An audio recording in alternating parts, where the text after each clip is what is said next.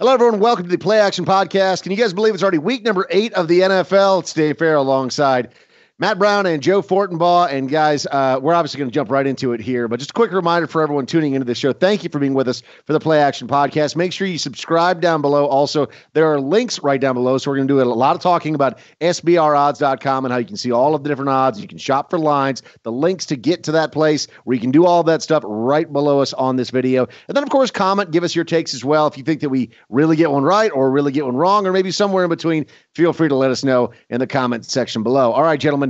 Starting us off, we got a London game again this week. This time it's Minnesota and Cleveland, and not a big surprise here. Minnesota opening as sizable favorites, 7.5, but it's since climbed up to 10.5, 9.5, 9 in some spots, depending on where you look.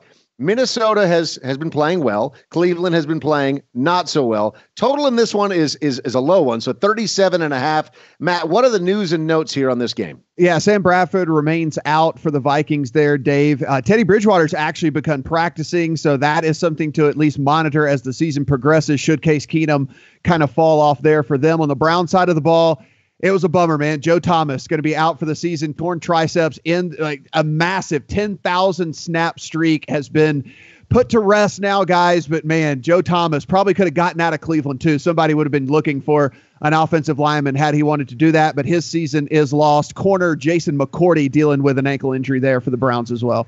All right, Joe, how do you handicap this one? This is the year where it actually could have worked out for Cleveland to finally move Joe Thomas. The Eagles just lost Jason Peters. The Eagles have the best record in football. The Eagles believe they can contend for a Super Bowl. They need a left tackle, and down goes Joe Thomas. Maybe look at Joe Staley, another one of the Joes in San Francisco. But I would look at the following game this way. Cleveland has covered in their last 33 games, 7 spreads.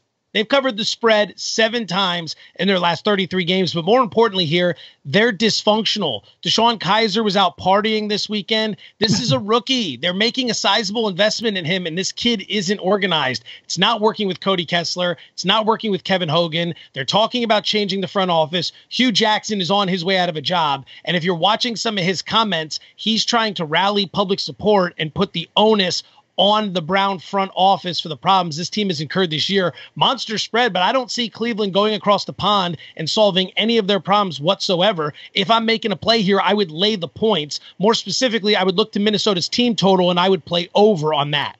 Yeah, I mean, Joe. So Matt, looking here at Minnesota's offense. I mean, they're still on their third string quarterback in Case Keenum, and Stephon Diggs has been dealing with a lot of injuries as well. But I mean, really, the problem in this game for Cleveland should be Minnesota's defense, right? Even a slowly but surely type of approach from Minnesota's offense should work if they just let Cleveland make mistakes on offense with that powerful defense. Yeah, I mean, one thing you know about DeShone Kizer is he's going to turn the ball over. He's going to make bad plays. He's going to make poor decisions.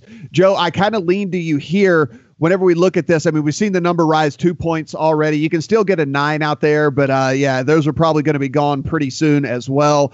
I think this is Minnesota's game to roll here. I don't care that it's played over in London. And actually, I got to be honest, I'm pretty surprised at how well the Vikings have played given their situation, losing their starting quarterback, losing their very promising rookie running back, playing without Stephon Diggs for a couple of games, Adam Thielen filling in as the number 1 wide receiver there, Kyle Rudolph taking some of the pressure off as well. I really like what I see out of this Minnesota team. I think this division is theirs for the taking, and I think this is a beatdown on Cleveland. This Cleveland team is not that they haven't already fallen apart, but now it's full on self-destruction mode going on in that Browns locker room.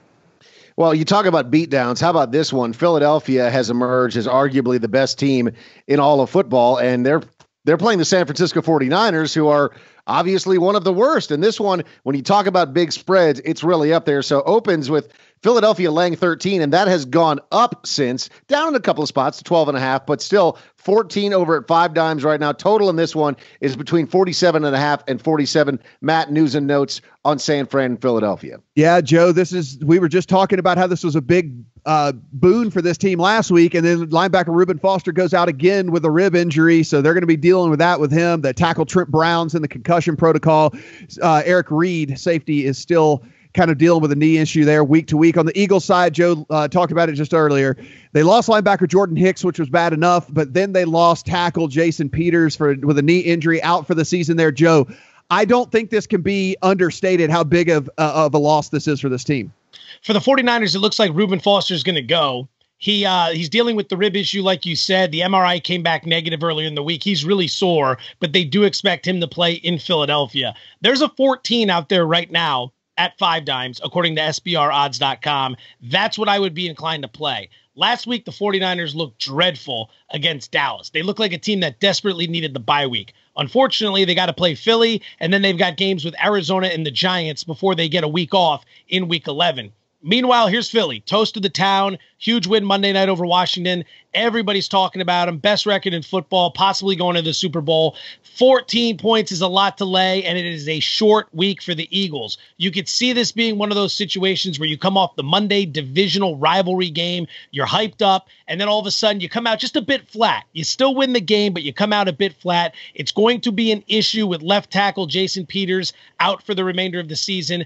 I would lean towards San Francisco plus 14 or better if I could find it. 14 is out there at 5 dimes, like we said. I'd also lean to the over in this game because I do feel San Francisco is going to get their points, and Philadelphia's offense, while possibly a bit sluggish in their game, in this game, should challenge 30, I believe, by the end of the game. Yeah, I guess my question here is, where do you think this line is going to end up, right? If you think that this line could get to 14 and a hook or 15 or something like that, then I certainly lean to San Francisco's side here. But listen, we are talking about traveling across the country to what I consider to be the best team in the NFL right now with a rookie quarterback who did not play very well whatsoever. We thought that maybe there'd be a connection between him and his collegiate roommate in George Kittle. That did not happen whatsoever. 1 catch for 16 yards for him.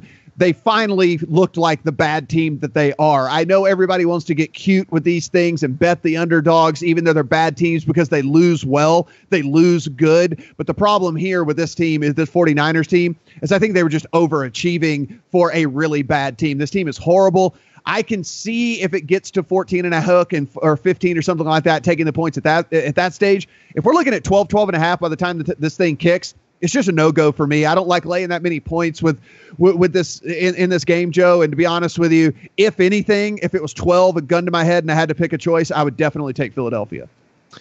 So Oakland is traveling to Buffalo. Oakland coming off a big surprise win. They've had a little bit extra time to rest up. That Thursday win over the Chiefs was a big surprise for the AFC West. And Derek Carr and Amari Cooper finally look like that dynamic duo that we have seen them be in the past. Now this week, though, they have to travel across the country. They're going to Buffalo to take on the Bills. The Bills have showed some nice life recently. Matt, what do we have in this game that's going to be a 1 o'clock kick on the East Coast? Yeah, I mean, I think the big news here is Marshawn Lynch is going to be suspended because he decided the cool thing to do would be to run off of the bench and go out there and then make contact with a referee.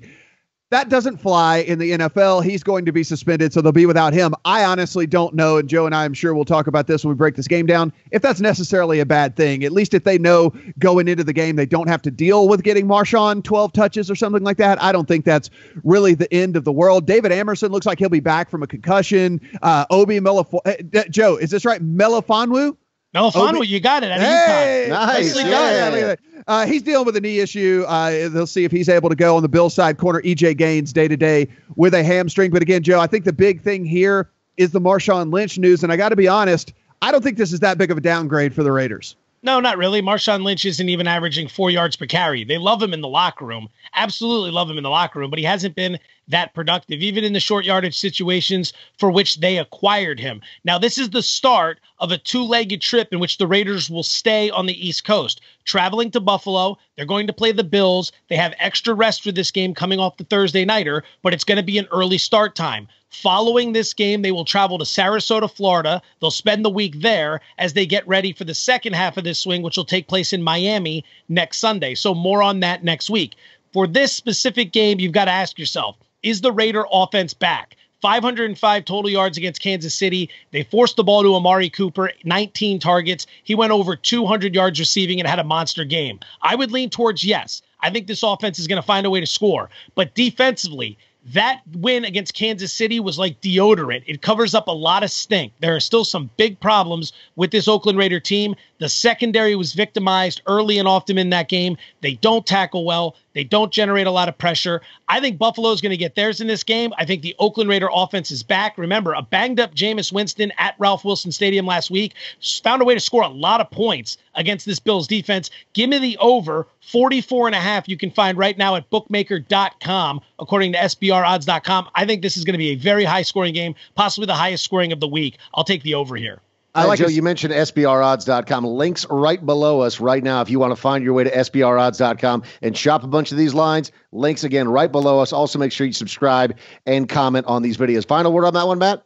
Yeah, I mean, listen, I think this has a sneaky shootout written all over it as well. We saw last week that Tyrod Taylor, despite the fact of not having any sort of weapons whatsoever, is still able to get it done. He is still able to go out and produce. And I got to be honest, he is going to get his against this Oakland defense that's not been able to stop anybody. I think Oakland, if they come out with the game plan that they had last week, which is force-feeding their best player on the field, then they will be able to put up some points in this game as well. Like I said, I think Marshawn Lynch is actually an addition by subtraction in this. They know that they have to focus on Rashard and Washington and not having to scheme those plays for Marshawn Lynch.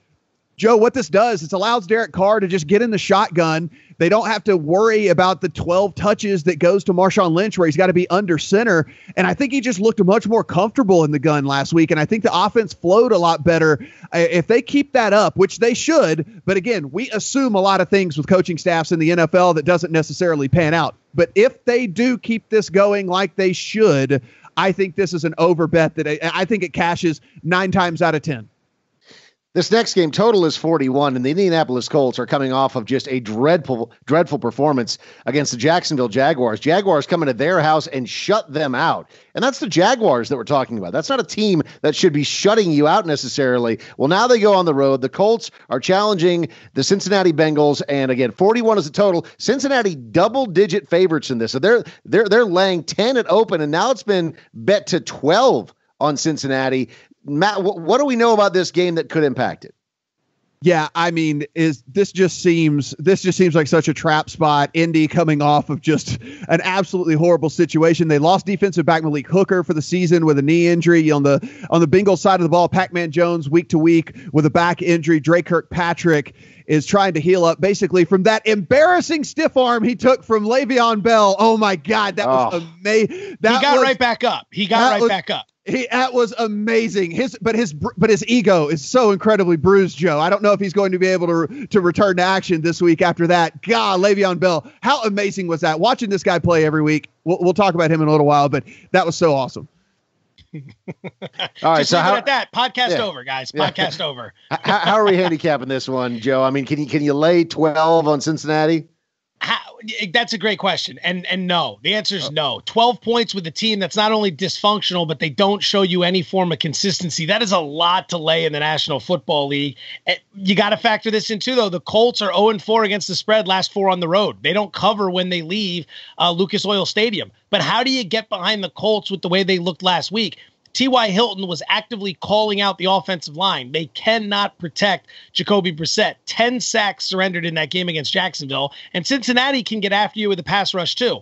I don't like anything about this game. So if there's going to be a lean at all, under the total, the unders cashed in each of the last 5 Bengals home games, I might pay attention to that, but there's no way I find myself confident walking up to the counter and making any bets whatsoever on either side or the total for this game. 2 real bad football squads going on here, Joe. And I do like the under here, but I think this is kind of the first part of a 6-point teaser here, right? If you look and you can see 42.5s out there, tease this thing up to about 48.5 and take the under. I think that is a pretty solid first part of a 6-point teaser for me. You look at Cincinnati, Joe Mixon coming out and complaining, this guy that fell into the second round despite his talent because of all the off-field issues. This guy waits 7 games before he starts causing drama in the locker room. This team, Joe, I think this is going to get wiped out. I think this Bengals entire coaching staff is going to be leaving after this season. They have just pissed away talent for far too long there. I like the under here in a 6-point tease, and we'll talk about how we close that out here in just a second. Well, speaking of games that you're not necessarily confident on betting, how about this one? Carolina on the road at Tampa Bay. 44 is the total here at open. Now it's up to 44.5. Tampa Bay opens laying 2. Now that's down to laying 1 in some places. Across the board, though, outside of that one spot over on 5 Dimes, still laying 2. Can't really trust either of these teams. Matt, what do we know about what's going on with injuries? And it's not going to get better for Cam Newton there. Guard Trey Turner hurt his knee. You got center Ryan Khalil hurt his neck. So not good situation there for Cam Newton whatsoever. And then on the Bucs side, they're actually pretty healthy right now. No big injuries to talk about. Their real issue is that they're just not a very good football team.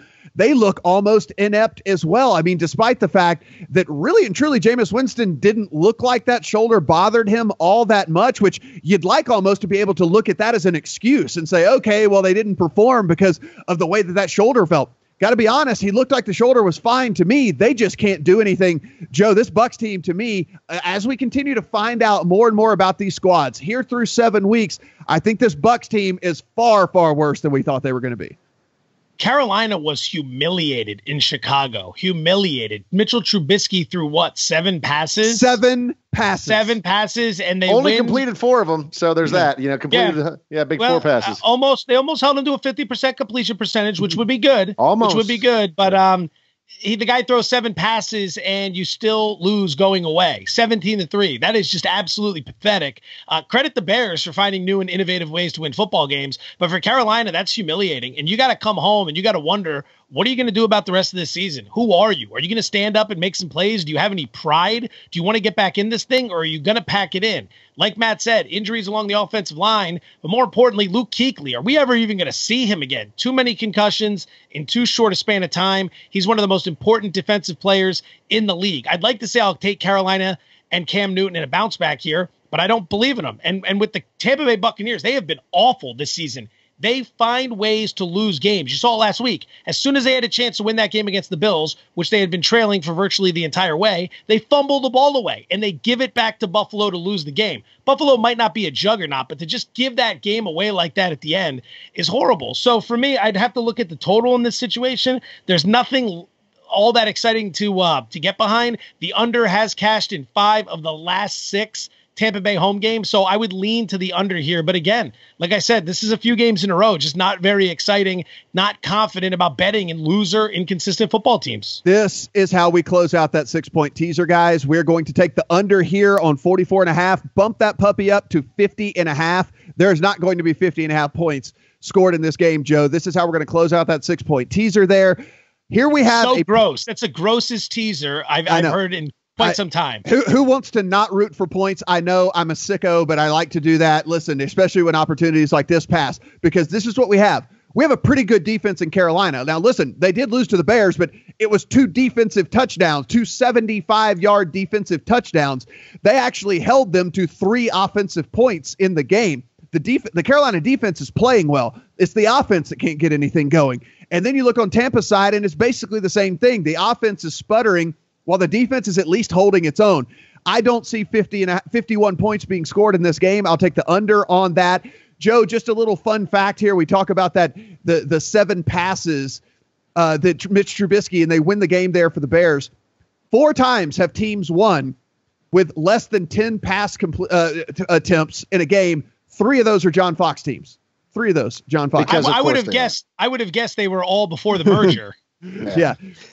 All right, so everyone's getting pretty excited about Chicago. At least in Chicago they are, because, hey, the Bears are winning games. But like you just said, the Bears aren't exactly winning games in pretty fashion. The ones that they are eking out, they're doing just that. And, their defense is coming to the rescue. And offensively, look, they're not exactly a powerhouse team, whereas Drew Brees and the New Orleans Saints are showing us, actually they are a powerhouse team on offense. 48 is the total in this one at open. It's come down just a little bit to 47.5, depending on where you look. But New Orleans is favored big in this one, 8.5, 9, even 10 in some places. Matt, what do we know about this game?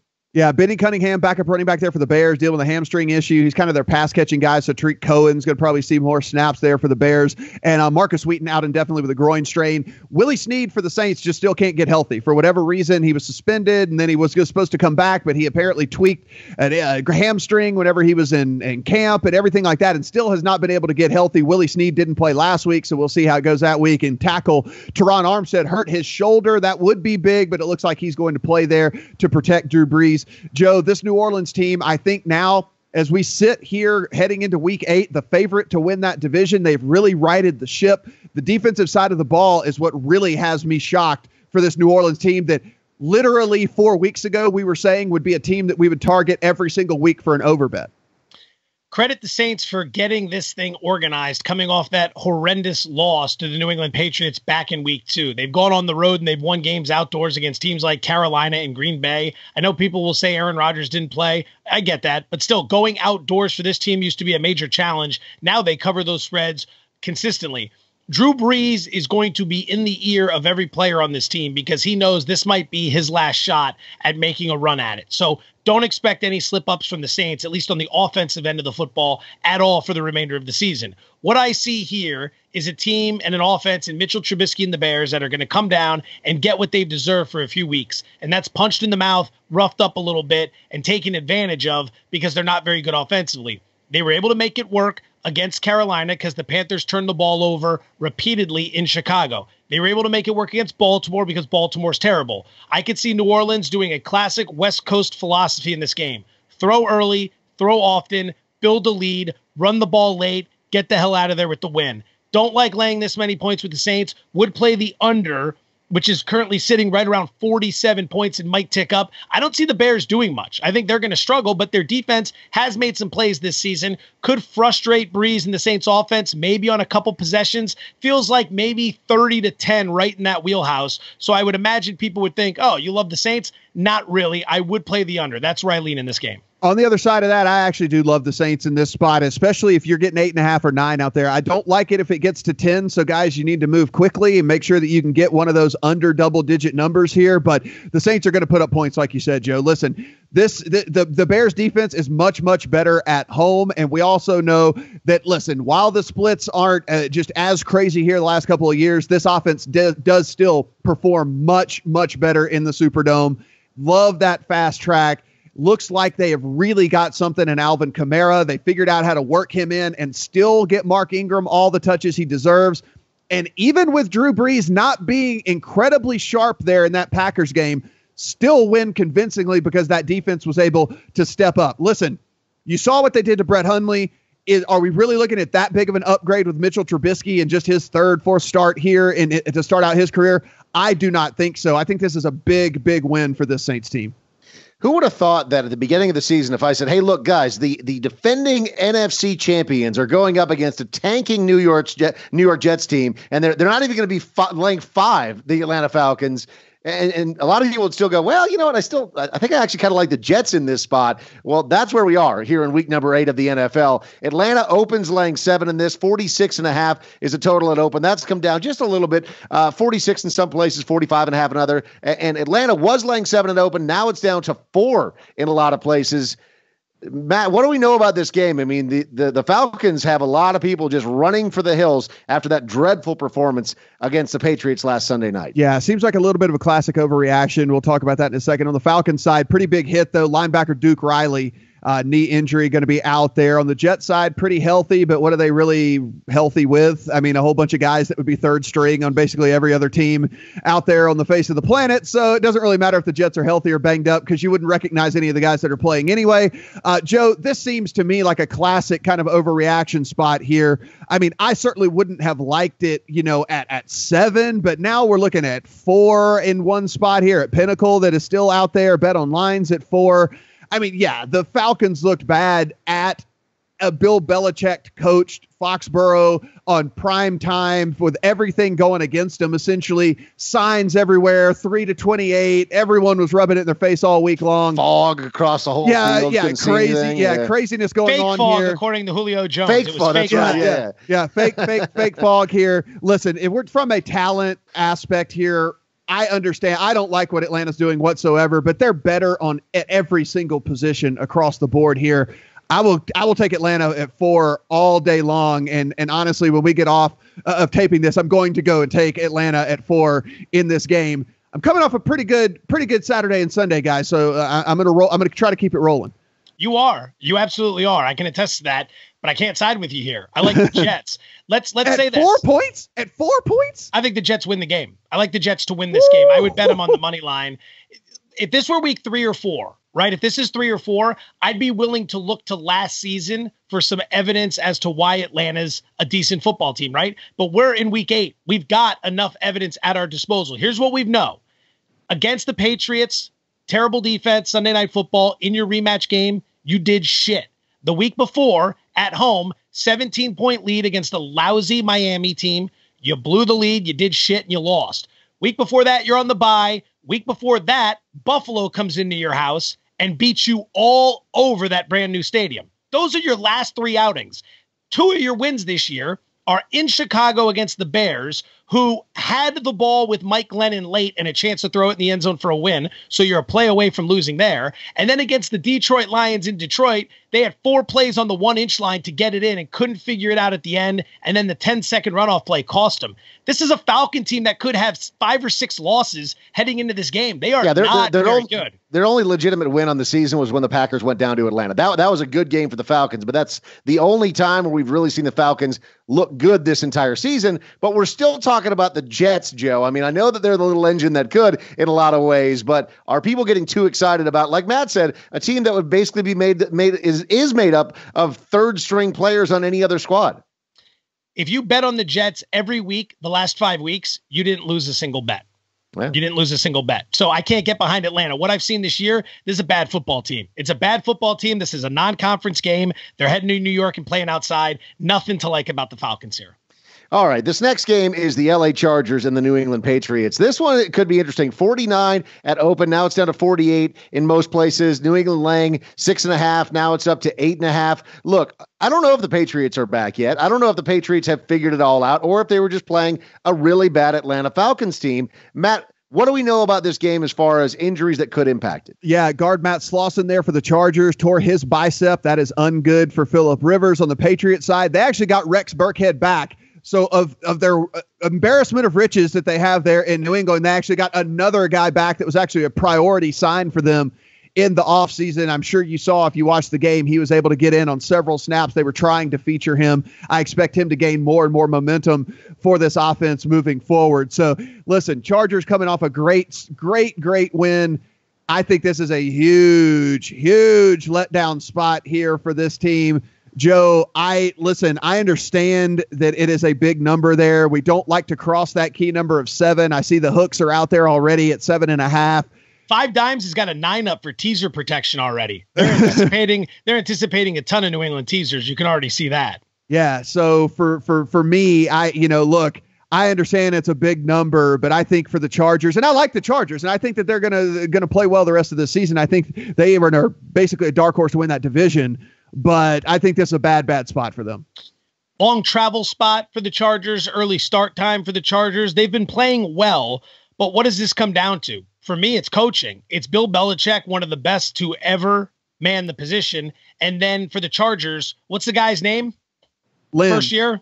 Anthony Lynn, right? Yeah. And we've seen him all throughout the season make a key mistake here, a key mistake there. He's still getting his feet under him. I find it hard to believe that Anthony Lynn, on an early start time coming to the other side of the country, is going to find a way to beat the Patriots. But I don't want to lay this many points. This game's got pass written all over it. Chargers are playing well. I'm not sure if I'm ready to buy into New England's defense just yet. People are trying to convince me they figured it out. We're midway through the season. They're playing better. Maybe they have, but I can find a lot of reasons why the opposition has played poorly against them as of late. Maybe it's them, maybe it's the opposition, but this is just a pass for me.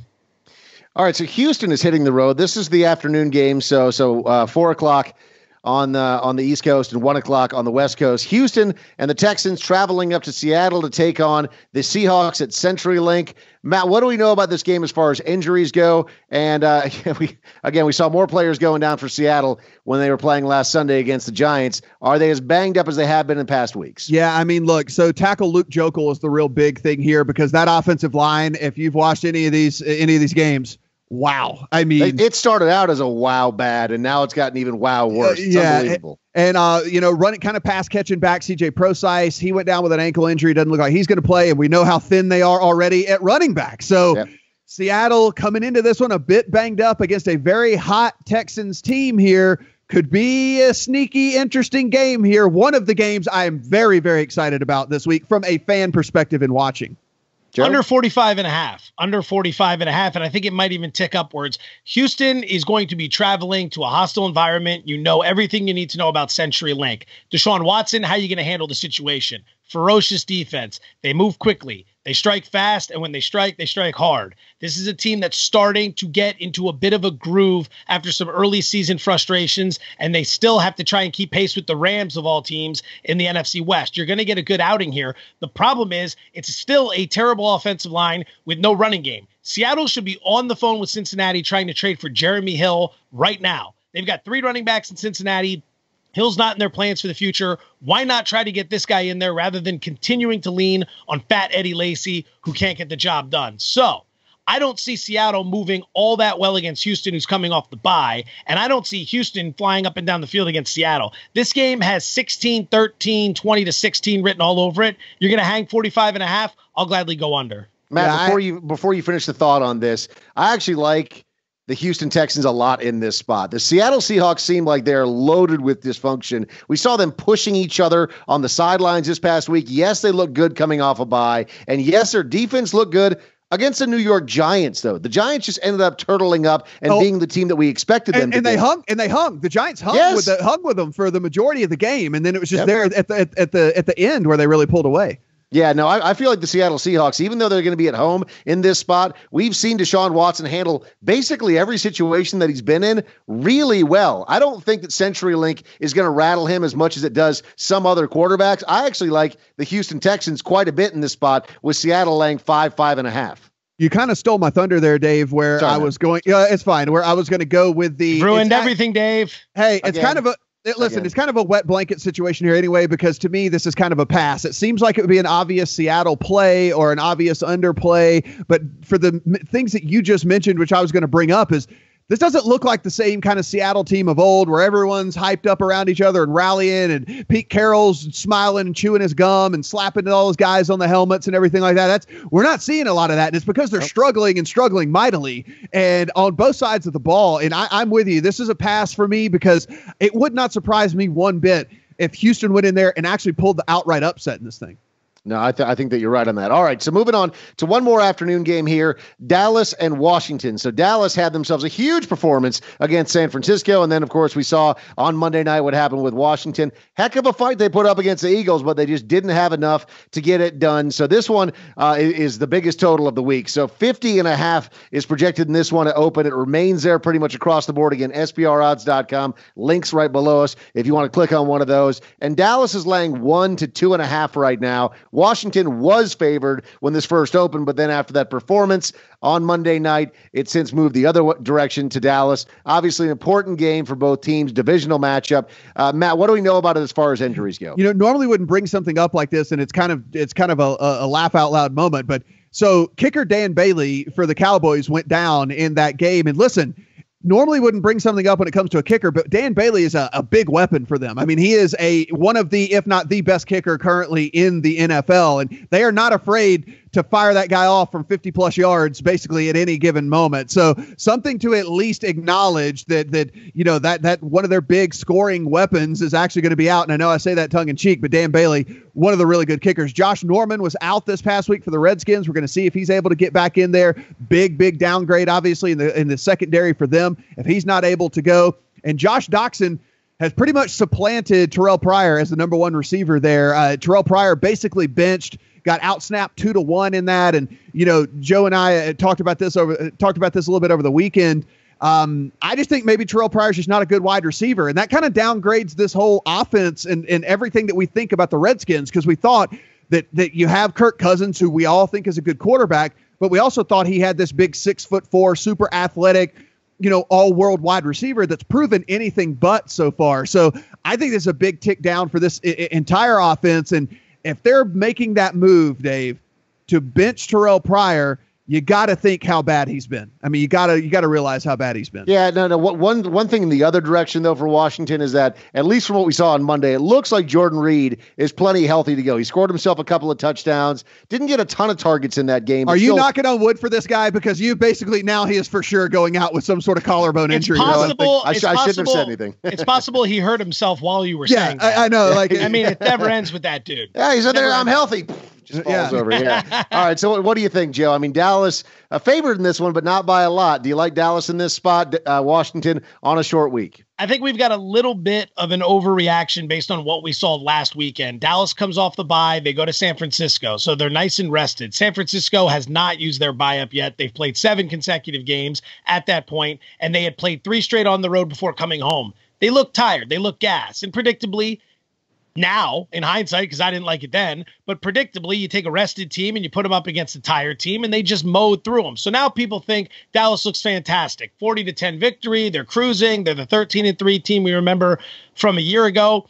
I think people overlook some of the flaws as a result of that, and they overvalue them. Meanwhile, here's Washington losing on national television in front of everyone, Monday Night Football, the Terrell Pryor thing you talk about, some other injuries, the fact that you struggled to move the ball at times when you needed some big drives late in that game. And now all of a sudden, Washington is a dog at home. In this series, the last 21 encounters, Washington's covered the spread 15 times. Granted, that goes back so far that you have so many players not involved in the occasion, but Washington, at the very least, should be pick 'em or a small favorite here. You're going to throw them 2.5 points, and maybe it climbs because of how popular Dallas is as a public team. Then you throw in the fact that Dallas is overvalued by nature. I think just strictly playing numbers instead of jerseys here, Washington's your play. I'm going the complete opposite side of this, and this will be me and Joe's big showdown of the week. We'll have to get some juice-free Skrilla on this one here because, Dallas is going to win this game. What they're going to do here is they realize that this could be Zeke Elliott's last game for the next 6 games. So that's one of the things we got to take into account here, that court date is set for the 30th, and this could be the last time. They are going to ride him and ride him hard. We might see 35+ touches for Ezekiel Elliott in this game, knowing that this could be the last time that they have him on the field for the next 6 weeks. Washington just basically inept on offense. I mean, listen, you look at that, it's a little bit of a deceiving point total that they put up there on Monday night. One of those was a complete garbage score where the Eagles were up so much they were playing soft zone. No big deal there. Sometimes when you look at box scores, you get a little deceived. If you actually watch the game, you saw that wasn't the Redskins actually moving the ball against a defense that was trying. Dallas, I think, has really started to put it together with a defense that's actually playing a little bit better as well. Again, a defense that I thought was going to be really poor this season, and it's been able to at least hold their own. I like Dallas a lot here. If it gets to 3, that's where I'm going to back off. But right now, you can get it at 2, 2.5. If you can get it under that key number, certainly where I'm looking in this one. All right, Sunday night football, it's Pittsburgh at Detroit, and Detroit's coming off of some nice rest, so they had the bye week last week. Pittsburgh has been rolling these past couple of weeks, had the nice showing against Kansas City and then Cincinnati. They're laying 3 at open, 2.5 now is where it's at in a couple of places, mostly 3 of those where you're going to find Pittsburgh. 45 is the total in this one, ticked down just a little bit to 44.5 in some spots. Matt, what do we know about injuries? Yeah, I mean, the real big news here coming out of this one is Martavis Bryant comes out on social media and then deletes the social media post and then goes to a reporter and says the exact same thing about him wanting out of town if they don't change the way that they use him. So here we are looking at Pittsburgh with a disgruntled wide receiver that they are not going to care about one bit. He got out-snapped by Juju Smith-Schuster a lot and out-targeted by Juju Smith-Schuster. They were testing out how this offense is going to work without Martavis Bryant. They moved Juju to the outside. They made Eli Rogers, who had been inactive the last couple of weeks, active, put him in the slot to see if that was going to work out. Joe, I think Martavis Bryant on his way out of town here, and I don't think that affects this Pittsburgh offense one bit. And this defense has been playing out of their mind. This is one of the biggest surprises of the year is how good this Pittsburgh defense is, a top 5 defense in all of the NFL.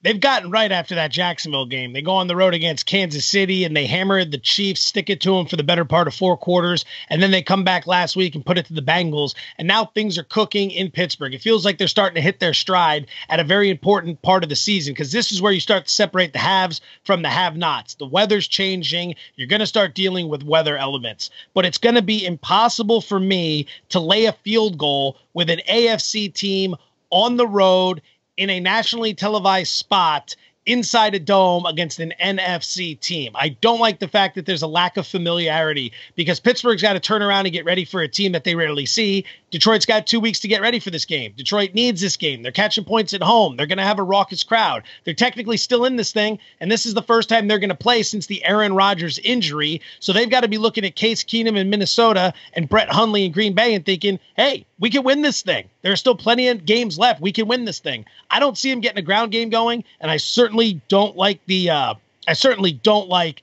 rushing attack / how hot Pittsburgh's been. But if I've got to make a play here, I'll play the situation. I'll take Detroit with the points at home Sunday Night Football. Yeah, I don't want to say this is a complete pass for me. I'm going to do a little bit more analysis, and I certainly want to see how Matt Stafford is feeling coming out of this bye, because he was obviously banged up going into that bye week, and you could see in his play that it was way, way down. Certainly want to see what the beat writers have to say as we approach Sunday to see if Matt Stafford has gotten back right with his time off here. Joe, I know that number seems sneaky at 45, but let's look at what we've got here. We got Detroit, who plays an incredibly slow pace. We have a Pittsburgh team that has found the way for them to win is to ride the legs of Le'Veon Bell and give him 30-plus touches a game. For me, I think this is going to be a very unpopular play because nobody wants to look at the Steelers and take an under with the Steelers with that type of offense. But I think this could easily be a 24-10 game. I could think this could easily be a 24-17 type game for me. Under 45, it was my initial lean, and probably something, as I look into this a little bit further, might be one of my best plays of the week. Go bet it right now. I think it'll go up. I'm gonna wait. I'm gonna wait. I think it'll tick up. I'd agree with you. It's a primetime game. I'd agree with you. I see that happening as well. And then last but not least, man, the Denver Broncos have just totally fallen apart. This is a Monday Night Football game. The Denver Broncos are traveling to Kansas City, and the Broncos have looked dreadful these past couple of weeks. They're talking about benching Trevor Siemian, but what do? You throw Paxton Lynch in there to face the Chiefs and then the Patriots and the Eagles. I mean, it's just a terrible spot. And then your other option is Brock Osweiler. This is a really, really bad spot for the Broncos. Kansas City laying 7 at open. It's since gone up a little bit. They're laying 7.5, 8 in some places. 43 is a total across the board. Matt, when it comes to injuries on the Denver side of the ball, there is plenty to mention here. Yeah, I mean, the real big one here is Manny Sanders, and you could see how big of a difference it makes with him not in that offense. I mean, look, they knew the only guy who's going to throw to that could do anything was going to be Demaryius Thomas. I mean, yeah, you throw Benny Fowler in there, but what's Benny Fowler going to really do for you there? Trevor Siemian looks horrible right now, looks real bad, looks like a JV quarterback playing for this team. And when you have a guy like Manny Sanders taken away from you, it really, really shows how poor you can play. And that's what we've seen the last couple of weeks with him. We got to monitor real hard this Manny Sanders injury, because I'll tell you right now, Dave, if they don't get this guy back and basically all they can focus and all the defense has to do is focus on Demaryius Thomas, this could be another really, really rough night for this Denver team that I think is on a spiral downward. Joe, what do you think? Denver Broncos, a complete bust?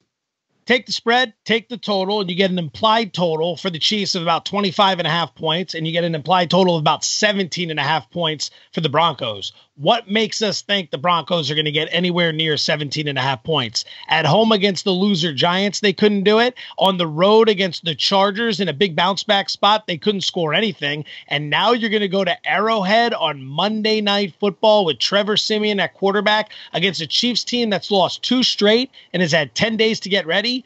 Outside of a fluke special teams play or a big defensive play, that offense is not driving down the field and scoring against the Chiefs at will. Remember, the Chiefs' weakness lies in the secondary. Trevor Siemian can't throw the ball, so he's not going to be able to exploit that weakness. I'm going to play under the Denver team total in this game. I'll figure out some other stuff later. Kansas City to close out a 6-point teaser, sitting at 7.5 at a lot of shops, bring it down to 1.5. I like that a lot. I think that's going to be the second half of several 6-pointers for me. But right now, under on the team total for the Denver Broncos, once that goes live, they're not going to be able to move the ball against this team. Exactly. This is where I was looking here, because since it's moved past that number of 7, Joe, I do like the teaser aspect here. You get that to 1.5 for me. And like you said, it's going to take one of these fluke Bears type performances from Denver where they have 2 75-yard touchdowns and something happens to Alex Smith. And that's going to be the only way that Kansas City can't cover a 1.5 here. Love the 6-point teaser here. Love that it's Monday Night Hammer. You're sitting there on Monday. You get to close out all your bets. You're going to win all your bets on Monday night. There's no feeling like that. That's what we're going with here. Listen, this Kansas City team's going to be angry. That crowd is going to be loud. That crowd is going to be raucous. This is going to be a bad, bad night for Denver. All right, so let's talk about one college matchup this weekend. And, of course, we've got to talk about Penn State. Well, let's flip to the Thursday night game real quick before we get out of here, for sure. I was going to do that last, but sure, we can do the Thursday night. All right, so here we go. This game is so gross. I can see why Dave wanted to skip over it. It's so gross. This is a really gross game. So you look at the Miami Dolphins, and they have a record, right, of 4-2. And you go, wait a minute, how on earth are the Dolphins even 4-2 in this point? That doesn't make sense. They should be 1-5. Well, sure enough, the Miami Dolphins are 4-2. They're traveling to Baltimore, and somehow the Miami Dolphins are the dog in this game. Baltimore laying 2.5, 3 points at home. Total is 37.5. I tell you what, man, this is an ugly, ugly game. You're right, Joe. When it comes to Thursday night football, blech, I mean, it's another one of these matchups that nobody should want to see, right? Yeah, I can't find an angle here. Matt, can you find an angle? I spent an hour this morning on just this game trying to figure something out. There's nothing. There's nothing I have any confidence in. I mean, I guess the news and notes here, Jay Cutler likely to miss with cracked ribs. Doubtful he's going to be able to come back on a short week after cracking a couple of ribs. So we're going to be looking at Matt Moore starting at quarterback for Miami. Does that really affect how you think of this team? For me, Joe, it doesn't. I mean, we talk about how it was kind of a lateral move from Tannehill to Cutler. Probably a lateral move to Matt Moore at this point. Maybe a slight upgrade based on what we're hearing coming out of that locker room. It seems like the team certainly likes Matt Moore a lot more than they like Jay Cutler. He's rallied the guys. Listen, I talked about this earlier in the season, how I typically avoid these Thursday games. They're so incredibly unpredictable. We think they're going to be terrible. They go into shootout mode. We think they're going to be shootout mode. They play terrible. These teams on short weeks, and especially now, switching quarterbacks and whatnot, I tend to pass on these Thursday games, Joe. And then you look at this particular one, and you've got like a 3-point home favorite against a Miami team that somehow is 4-2, the worst 4-2 team of all time. This just reeks to me. This absolutely reeks. A game that I will be staying far, far away from. Want no part of it. No part of it whatsoever. Like I said, I would love to give you something on this. If it gets to 3.5, I'm probably willing to consider Miami for a small play. Baltimore has done very little of anything. They had one decent performance that came against a really lousy Raiders secondary. I would note this. Joe Flacco is struggling all season long. Miami's secondary defense in general has given up fewer than 265 passing yards in every single game since the opener against Rivers and the Chargers. I don't think that means a lot, but they're certainly not getting torn apart through the air, and they are playing in a lot of close games. Maybe, just maybe, Baltimore struggles again with some weapons who are banged up. Miami plus 3.5, slight lean, but not anything to get excited about. Yeah, and Baltimore is laying 3.5 at a couple of places, Bookmaker and Bet Online. You can follow all of the odds as they update live. SBRodds.com. There's links right below us. And by the way, comment on what you think about what we're saying. Subscribe if you like this show, because we're doing this every single week for you throughout the NFL season. Now, talking about that college game, this is a marquee matchup, right? So you have number 2 Penn State, and they're traveling to face Ohio State. They're in the horseshoe, and of course, well, maybe not of course, but Ohio State is favored in this game, and they're favored by a touchdown in most places. Matt, is there any injuries that we should be aware of in this Penn State-Ohio State game? Listen, go run, get the 6. Go run and get the 6. Ohio State -6. Go get the 6 right now. It's going to get to 7. It might even get to 7.5 before this is all said and done. Joe, you know I was heavy on Penn State. I felt very, very confident about that pick. I feel equally as confident that they're going to head on the road right here. And listen, this is not an indictment on this Penn State team. It's just a very bad spot, a very bad situation against a good team. I like what I see in Ohio State right at the ship here. I think this is easily a touchdown win for them. There are 6s out there. They are all moving to 6.5s. There's a 6 right now as we're recording this over on Bet Online and Bovada. Otherwise, you're right. It's creeping up 6.5, even 7 in some spots for Ohio State. Really like the 6. Once you start adding the hooks and once you get to 7, not as good of a play for me, but I'm sprinting to that 6. Penn State has known from the beginning of the season that A, they are a national title contender, and that B, this is the 2-week stretch, the 8-day stretch that's going to make or break their season. Home game against Michigan, major revenge spot for Ohio State the following week. It's at the Horseshoe, but it's a 3:30 kick. It's not even a night game at the Horseshoe, so people will not be able to get drunk enough. That's a big factor for me. Whoa. You've got to be able to get good and lubricated. You got to be able to get short. I've gone to games at the Horseshoe before. The more time you have, it's basic science. The more times you have, the time you have, you will get more drunk. This is not enough time to properly get lubricated to take down a team like Penn State. Also, Michigan was supposed to be better than they were. Michigan's not very good. They're average. Penn State could already start looking to this game last week in about the second quarter. They realized they were going to be ready. James Franklin has been advanced scouting this game.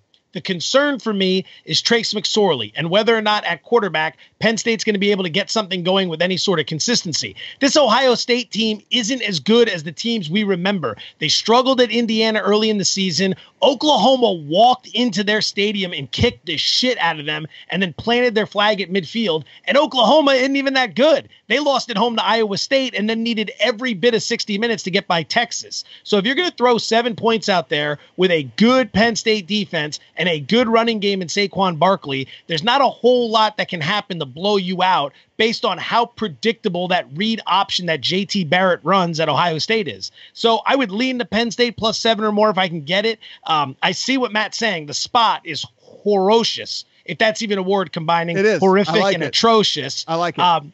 Yeah, well, it's something we do on the morning show, and also it's a Lorenzo Neal special. Also, let me go ahead and take this moment to listen. Throw away all of the banter that we just had right here. The takeaway from this, Ohio State students and Ohio State fan base, is Joe says you can't get drunk enough before this game to make a difference. Take that as a challenge, and you show him how drunk you can get. You have your tent set up by 7 o'clock with the flags flying and the kegs tapped. Yeah, it's on you, Ohio State students. We better have. We'll see about that. We better have some drunk fans at this game just to show Joe Fortenbaug how drunk you can be. To close us out here, we have got the plays of the week, and Joe, you're up first on this one. Which games do you love? You know, there were a lot of unders we talked about earlier in this show, a lot of unders, and I'm not excited about many of them. And the Washington game is one that comes to mind in terms of taking the points with the Redskins in that spot. But if I've got to do anything this week, it's going to be the over in the Oakland Buffalo game. So all day I'm telling you under, Oakland Buffalo over, where we saw it at what, Matt, like 45.5 in that situation? Yeah. Not a game I'm too concerned about. Oakland's going to get it right. They've got 10 days to get ready for this game like we talked about earlier. The offense is going to click against this defense. A banged-up Jameis Winston was able to shred him a little bit. Oakland should be able to come in and handle their business. Tyrod Taylor is going to eviscerate this Oakland secondary, which hasn't been able to stop anybody. Keep an eye on the total in that Pittsburgh-Detroit game. I imagine that it will end up getting bet up. We see this time and time again, these island games that people love to come in and nobody likes to bet the under. If that thing gets up to 46, 47, take the under in that one. That's where I will be looking. I think Detroit's slow pace, and then Pittsburgh has committed to running the ball now. I think we definitely see that. And again, I think Dallas really makes a statement in this Washington game. If you're getting 1 point, which I think you can get right now, I see right now you can get it 5 dimes. So basically a pick 'em here. I will take that Dallas 1 point all day long. I think Dallas shows that they are the team to beat in that division. All right, now I got 2 final ones for you. If that game continues to trend in the direction that it is with Seattle creeping up, they open at 4.5. Now they're laying 5.5. If you get to 6.5, I love Houston in that spot all day. And then the Kansas City Chiefs, Joe, you said it earlier, take the under in that one. Denver can't do anything offensively. The problems are just going to be compounded for them moving forward with all this disarray in the front office, them talking about benching Trevor Siemian. He knows there's no confidence in him. How on earth are they going to get to a total of 43 in that game? And then the Chiefs just themselves laying 7 in that spot. Even if it's 7.5, maybe even 8, I still like the Chiefs. The Chiefs should go out and roll, make a statement. And an even stronger play there, Dave, for that under if they don't have Manny Sanders, because again, that's just one less weapon that can actually score for that team.